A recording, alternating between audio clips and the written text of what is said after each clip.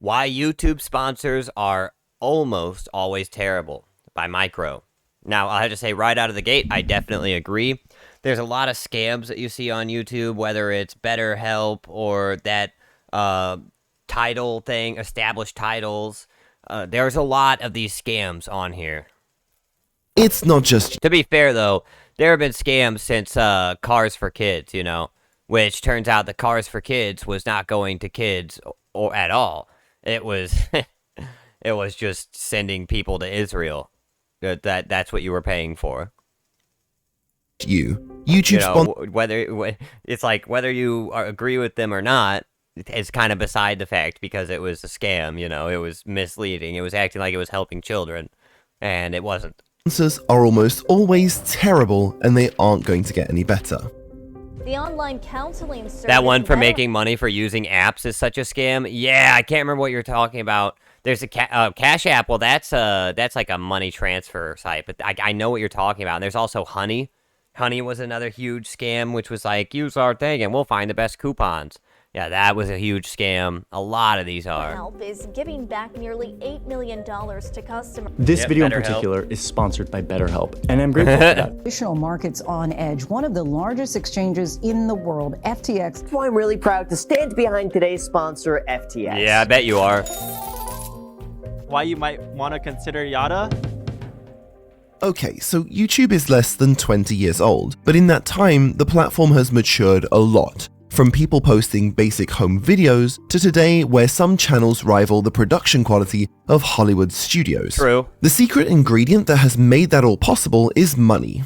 15 years ago, it was basically impossible to make any money on YouTube, which is why even the largest creators at the time were filming out of their bedrooms and making videos in addition to their regular day jobs. Yeah. AdSense integrated a system where YouTube and a very small and very select group of creators could start to share in the native advertising that was introduced to the platform in 2007. It's cool that they did that. That has since turned into a huge... Did you know that there is actually a rule on YouTube against baked-in ad reads?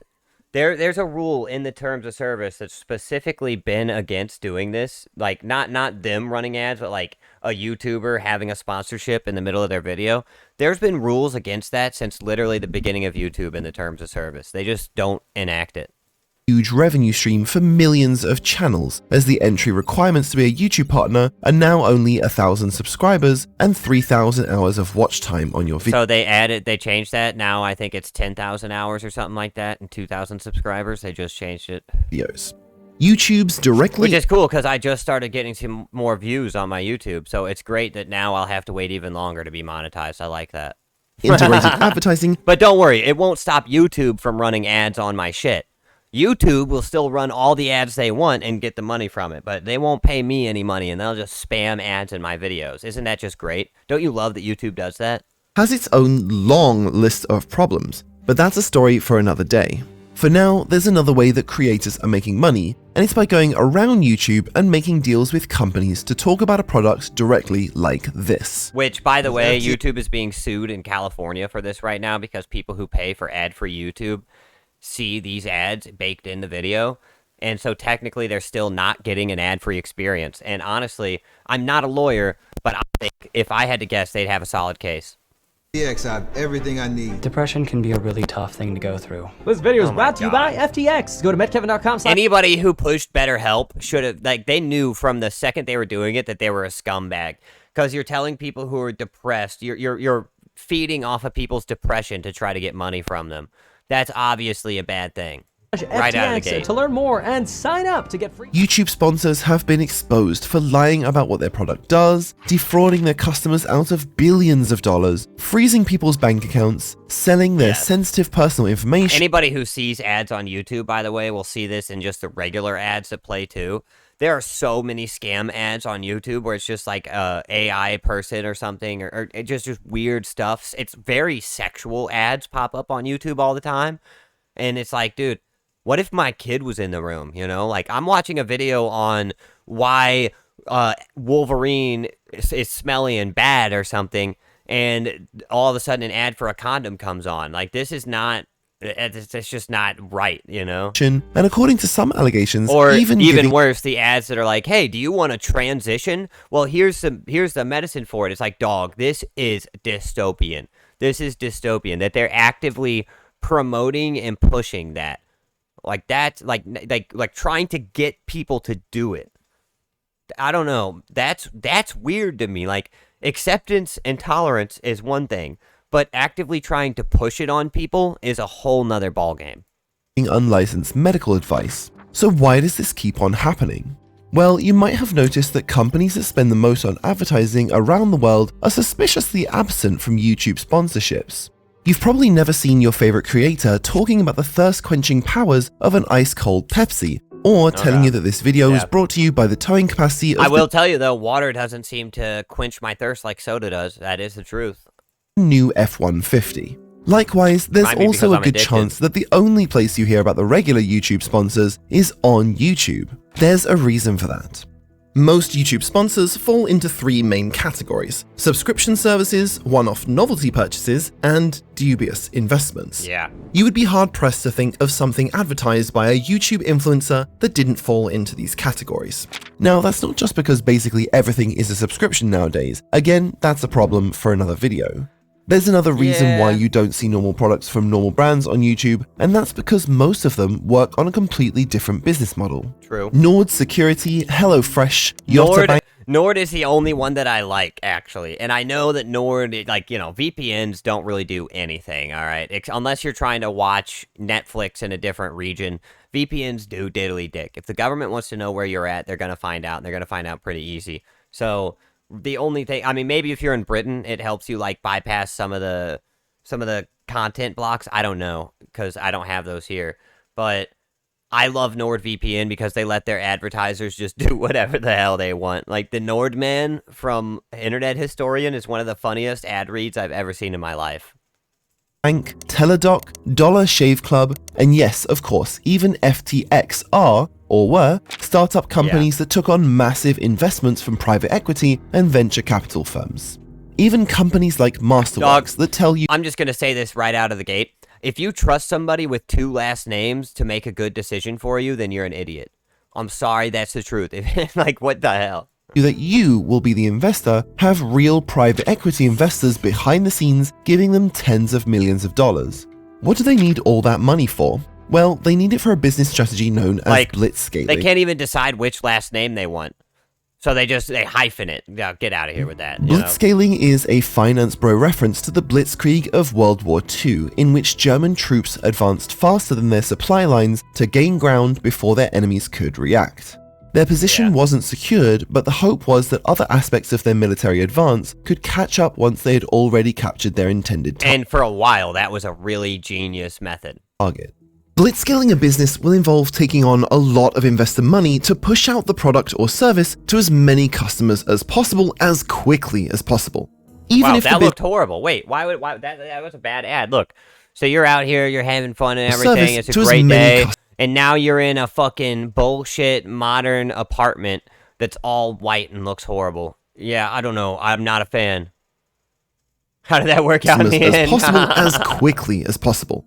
Even if the business ends up spending more on advertising. Exactly, the Sam Bankman-Fried thing, exactly. You know, at a certain point, there's something that I and other people like to call the stupid tax, where if you're dumb enough to buy something, you deserve to lose your money.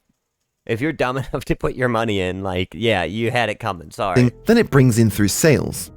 This is such as, let me put a perfect example out there, NFTs. If you put any money into an NFT at all, then you deserved to lose your money. You had that coming. That's a stupid tax. Seth Green. Stable business model clearly, but just like the Blitzkrieg, the hope is that the rest of the business can catch up once they've carved out market share. Blitzscaling can help businesses outpace regulations as well. They're going to the moon like Elon Musk's recent rocket did, and they're going to crash into it.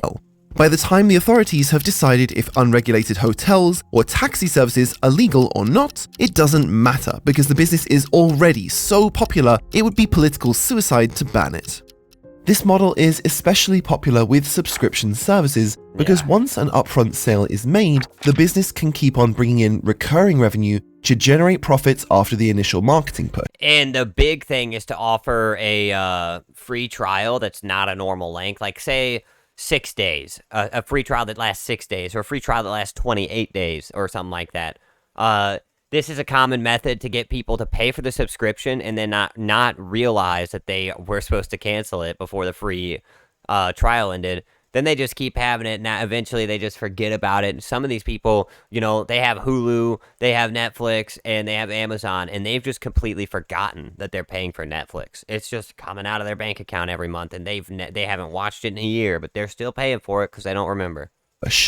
So what does that have to do with crappy YouTube sponsors? Well, YouTube and other influencer platforms are the perfect channel to introduce unknown brands like this for two reasons. That Firstly, Bang energy drink, that shit. I mean, if I wanted to get going, I would drink a Bang, but dog, I'm saying it would make me jittery, literally. Like a first can of it in a week, oh man, that give me like jitters down my whole body. they are cheaper than traditional advertising channels. But more importantly, these companies can leverage the parasocial relationship that creators have with their audience to get them to inherently trust the brands they're recommending, even if they've never heard of it before. But that's not even the biggest part of it, because also with these YouTube things, you have very specific demographics for YouTube channels. Like, for example, my Bang fucks up your stomach allowed. Fucking auto mod being crazy in there. Yeah, it fucks up my stomach too. But the biggest part about it is the demographic. So, like, for example, my channel is almost exclusively 25 or like 20. I think I said 21 to 35-year-olds, men. Like, so if an advertiser is trying to advertise to 21 to 35-year-old men, he hops on a channel, well, like a bigger version of my channel for sure, but a channel like mine where they have that specific demographic that they're going for, such as Squanch, the soap. They do that. According to a survey conducted by Influencer Marketing Hub, 63% of respondents said they trusted influencers over the brands themselves, even if the influencers were given a script to read as part of their sponsorship deal. That's crazy. And let's be honest, basically every influencer is just reading their recommendations off a contractually obliged script. Yeah, dog. Never ever trust a YouTuber when they're recommending you something. Just don't.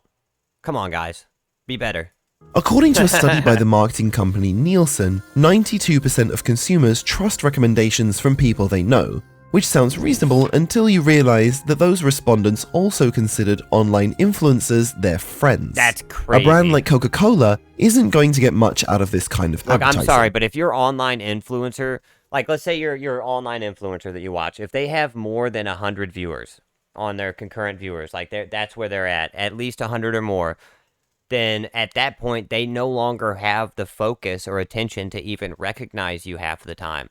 Their biggest fans will eventually just become or even their friends, the people that they become friends with through the stream. If the stream really kicks off and they don't like end up in other channels, like in a Discord where they join gaming sessions or stuff, then eventually that friendship is gone because there's too big of a divide. There's too many messages happening. There's too much going on. They're not thinking about that person. That's the truth.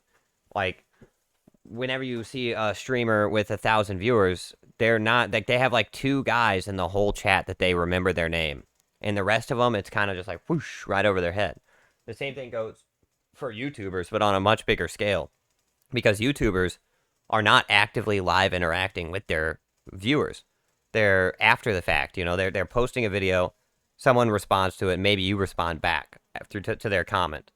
That's like a way, way bigger divide than a live stream as well. So your YouTuber is not your friend, ever. Never, ever, doesn't even know you exist. I can promise you that. Your YouTuber does not know you exist. Most people have already tried it and made up their own minds. But some new product from a company that nobody's ever heard of is a prime candidate for word-of-mouth marketing. The traditional way to get word-of-mouth marketing was just to make really good products. But for businesses that want to blitzscale, that's too slow. So the next best option is to buy words from the mouths that are for sale. Hey, my buddy does have a Ridge wallet though, and he loves that shit. He does. This means that businesses don't need to actually offer a good product to get that all-important recommendation. So while some are fine, a lot of them cut corners everywhere, so they can grow as fast as possible and keep their investors happy. Yotta Bank was a major sponsor here on YouTube when it was blitzscaling its banking service. It focused most Never of its heard of attention on how to onboard as many customers as possible when interest rates were cheap, and by all reports neglected other areas of running a bank, like making sure that depositors' money would be kept safe. What? Compare this with a boring old established bank Oh my like God. JP Morgan Chase. They have nothing to gain from an influencer telling people about their savings rates or account features Yes. because everybody already They have nothing to gain yet. But I will tell you, dude, these banks do not never ever trust a bank, dude. Banks are always on their lookout to fuck you over, to tell you that actually your money is their money and you can't pull it out because they need it more. Dog, don't trust a bank, dude. Ever. We had a bank account, so I was dating this girl for like 10 years, right? And we had like a joint bank account, and she signed up for some dumbass gym, and we moved states. And then when we moved, she forgot to cancel her gym membership. She tried to cancel it, and they said you have to come in to this location, to the specific one you signed up at, and cancel it. Otherwise, you can't get out.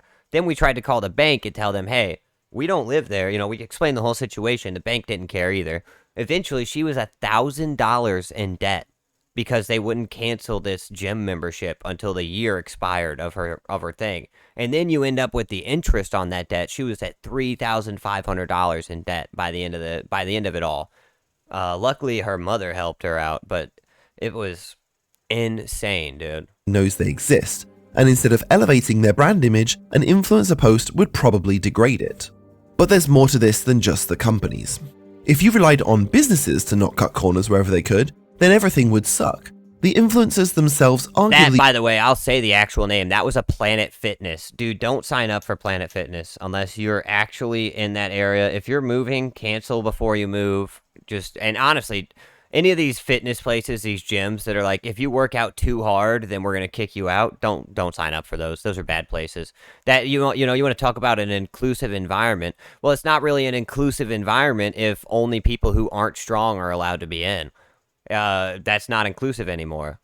share just as much responsibility in shilling bad products to their audience as the companies. Shilling bad products to your audience. Planet Fitness is the worst, but this is something that I think is funny too. Billie Eilish is really does this all the time. She pushes these shitty half-made products that suck ass and nobody wants, and while at the same time talking about how bad capitalism is and how horrible it is that people who make a lot of money are. And then she says that nobody is illegal on stolen land while literally living on what used to be a Indian reservation, Native American land. Like, so she's literally living on it. And then she says that some British YouTuber comes over to, take a piss, and he's making jokes outside of her house, not even inside of it. And she has him deported by ICE. Literally she had him deported by ICE. While saying that ICE is evil. This is the kind of hypocrisy. I don't know. Making bad products in the first place. I hate Billie Eilish. Bad advertising is nothing new, but the difference is that influencers blur the line between upfront traditional advertising and a genuine recommendation. The brands themselves will encourage influencers to make their promotions seem as genuine as possible. And there's actually in the script a lot of these times it says, say that you use it. Say that you use it every day. That's in the script. That's not something that these people are saying like as a real thing. It's in the script to say, hey, tell them you use it all the time. Whether you do or not, just say you do. Even despite laws about advertising disclosures, influencers will try to integrate their mandated sponsorship reads as subtly as possible. Yep. This can be especially damaging when the influencer is a supposed subject matter expert in an industry they're promoting products for. The reason that finance influencers promoting Yotta Bank, FTX, Masterworks, or various crypto projects was so damaging was because their audience went to them for financial advice. Health and wellness influencers promoting quacky supplements or questionable online therapy rightfully should get the same scrutiny. Yes. The companies themselves know this, and they will pay extra for a brand deal with a subject matter expert. Now, the reason that influencers take these sponsorships is threefold. The first is that influencers are just businesses, and their business. Because the influencers are scumbags, all right? There's really only one reason why you would take a sponsorship and not do any research on it, and that's if you were a scumbag piece of shit. I don't want to play that, oh, they're just influencers. Oh, well, they're just running their business. Nah, dog. You're actively, literally, it's in the name, you're actively influencing people, and you're lying and obfuscating and cheating people, that makes you a scumbag. There's no other reason to do it. There's no other reason to push BetterHelp or to push, Prime Energy, which is disgusting and tastes horrible. And I'm a big energy drink fan. Prime tastes like ass. That have a very short shelf life. YouTube hasn't been around for that long, and even then, we've seen multiple generations of influencers fade into and out of relevancy. Yeah. These people won't find a regular day job that pays nearly as well as influencing, and in many cases, their highly publicized antics make them effectively unemployable. True. So they have a few years to make enough money to set them up for the rest of their lives, which puts them in no position to turn down lucrative brand deals. Except for this, if they didn't go out of their way to destroy their own brand, if they didn't go out of their way to destroy their trust and to become soulless shells of their previous self, then they would still be popular. A lot of these big YouTubers who fell off, there's two reasons. Either they started shilling for products that they didn't believe in and they did it too much. People said, I'm sick of this. Or they just became a channel that just isn't what they were when they started. They become something completely different. These are two, just the main examples of what happens when a YouTuber falls off. Don't take these deals will also be competing with influencers who do. So? When people are producing Netflix quality videos, it's hard to stand out by just flicking on your webcam. No. The reality is producing these videos I don't agree. If you think that's true, then look at, for example, Queso in the streaming space.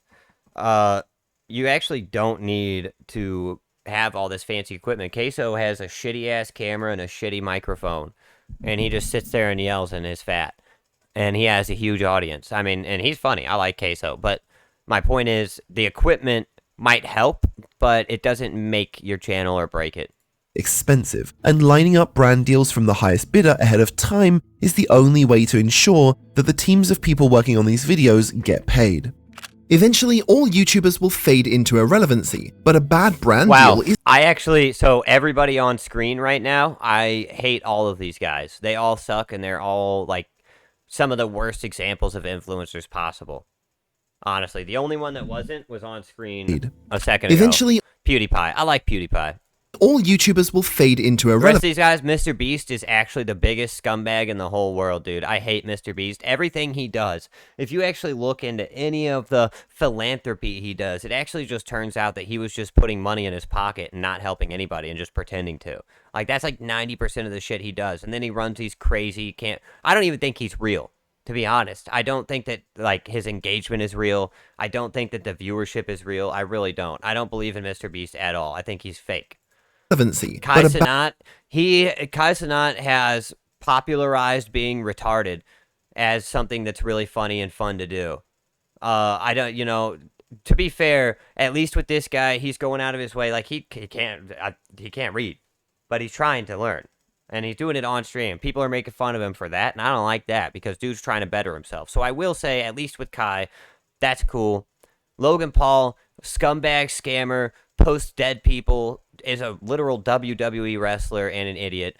Ninja, God, I mean, the cringiest cringe that could ever cringe, dude. It makes my back hurt just seeing his face because I cringe so hard. Bad brand deal isn't going to speed up that decline, and that's the third reason. There aren't any consequences for bad sponsorships. Even today, there are still influencers taking brand deals from BetterHelp, despite its extensive list of controversies.